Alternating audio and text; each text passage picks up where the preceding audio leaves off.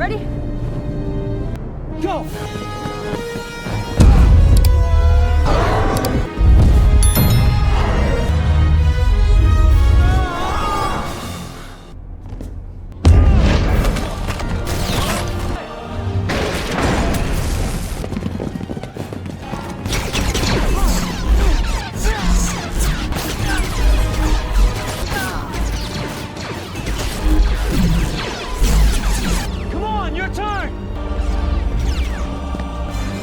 If you enjoyed my video, don't forget to subscribe to my channel. Drop a comment if there are topics you're into.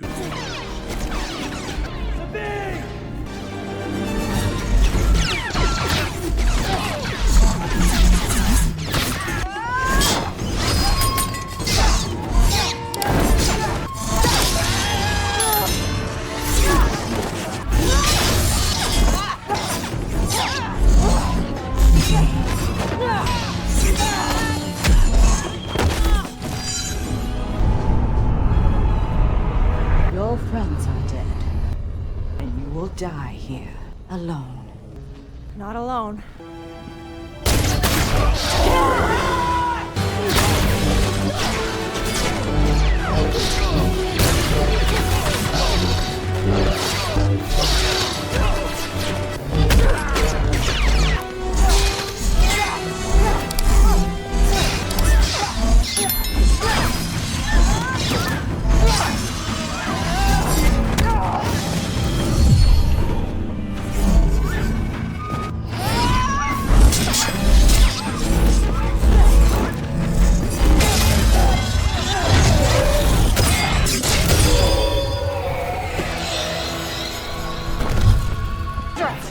Going home! Wanna get out of here?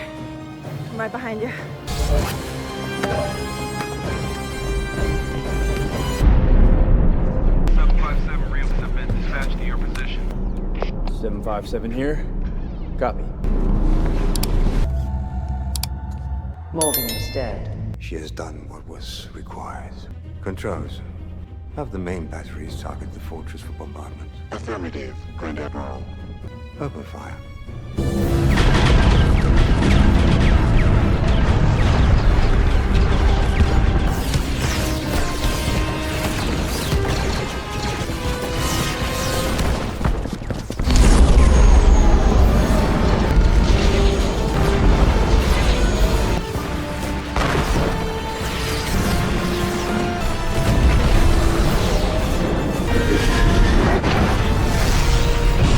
Before we move on to the next topic, if you have anything you'd like to dive deeper into from the previous segment, please leave a comment below. If it's convenient, give this video a like and subscribe to my channel. All right, let's move on to the next topic. You think you know Ezra Bridger, the street rat from Lothal who stumbled into the Ghost Crew, the kid who learned to wield a lightsaber and the Force.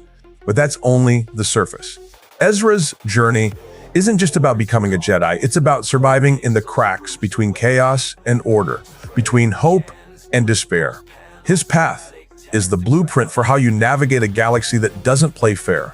And in August 2025, when the Star Wars universe is bigger, messier, and more unpredictable than ever, that blueprint matters more than you might realize. This isn't a story about walking the straight path of the light or falling completely into darkness. No, this is about living and thriving in the gray. The moments where the lines blur, the rules break, and the right choice feels impossible. Ezra wasn't handed a destiny. He stole it from the Empire that crushed his home, from the Jedi who had already all but vanished, from the galaxy that said survival meant keeping your head down. He refused. He fought, and sometimes he bent the rules in ways that would make the Jedi Council lose sleep for a decade. From the moment Kanan Jarrus took him in as an apprentice, to the daring rescue missions that rewrote the rules of war, to his final, world-shattering confrontation with Grand Admiral Thrawn, Ezra's life is a masterclass in adaptability, courage, and finding purpose when the odds are stacked against you. And here's the thing most people miss. Ezra's defining power isn't just in the Force, it's in the way he reads a moment, makes a choice, and commits, even when that choice isn't perfect. Because, let's be honest, life, whether in a galaxy far, far away or here in ours, is rarely clean-cut. You're going to face impossible situations. You're going to stand at crossroads where every option has a cost. And when that happens, do you cling to the rules or do you adapt like Ezra, finding the path that no one else sees? That's what we're breaking down today. The critical turning points in Ezra Bridger's life. How each choice reshaped his destiny and the fate of the galaxy. And what we can learn from a boy who became something far more than just a Jedi.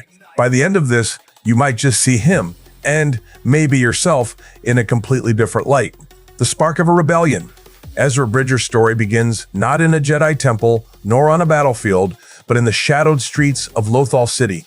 A boy with sharp eyes, quick fingers, and a quicker tongue. A survivor. He knew every alley and rooftop, every way to slip past stormtrooper patrols without being seen. His days were spent scavenging, stealing, and scraping together just enough to make it to the next sunrise. Not out of greed, but out of necessity. In an Empire-controlled world, survival wasn't about playing fair. It was about playing smart.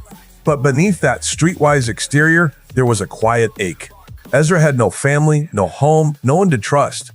That longing for connection would become the ember that one day ignited into something far greater.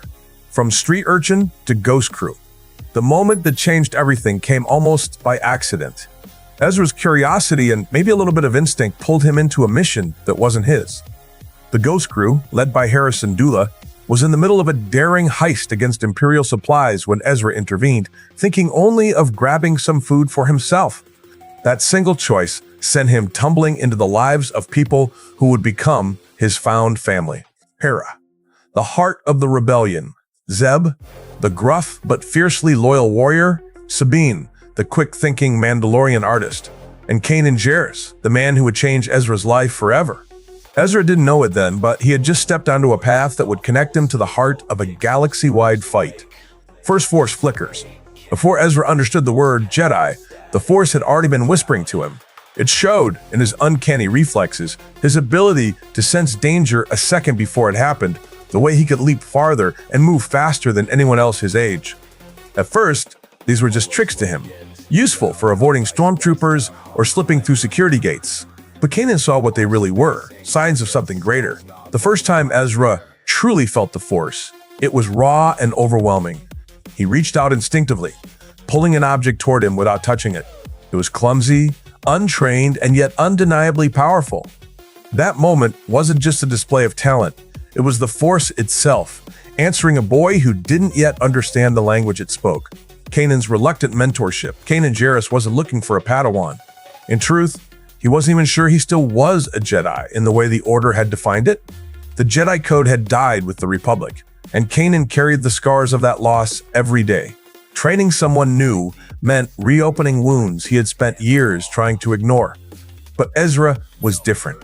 There was a stubbornness in him, a refusal to back down even when the odds were impossible. Kanan recognized the same fire he had once carried as a boy. Their early lessons were anything but smooth. Ezra resisted authority, questioned every instruction, and pushed back when told what to do. And Kanan, haunted by his own incomplete training, often doubted whether he could guide someone at all.